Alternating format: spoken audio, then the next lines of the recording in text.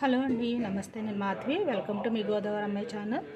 ఈరోజైతే వరి నూక వరిపిండి తయారీ చేయడానికి మనకి కోటా బియ్యం ఇస్తారు కదా, ఆ బియ్యం అయితే నేను ఇలా ఒక గంట ముందు నానబెట్టానండి. ఆ బియ్యాన్ని నానబెట్టుకున్న తర్వాత 7 సార్లు కడిగి ఇలా నీళ్ళు అయితే ఇలా వచ్చినాయి తెల్లగాను. ఇప్పుడు నేను బియ్యం వాడేసేసి ఎండలో ఆరబెట్టుకుంటాను. తర్వాత ఆరిన తర్వాత పట్టుకుమనేలాగా ఉండాలన్నమాట గింజ. అలా ఉన్నప్పుడు మనం దాన్ని ఆడించుకుంటే బాగుంటుంది.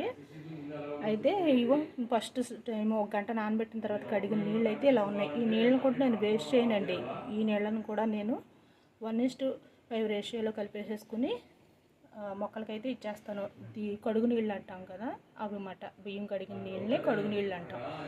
ఈ నీళ్ళు కూడా మొక్కలకి ఎంతో పోషకాలు ఇస్తాయండి. ఎన్నో పోషకాలు లభిస్తాయి వీటిని ఇవ్వటం వల్ల. మొక్క వేరు ఇష్టంగా ఉంటుంది, మొక్క బాగా వస్తుంది. అలాగే మట్టి మొక్క మొదలు ఉన్న మట్టి కూడా గుల్లగా ఉంటుంది.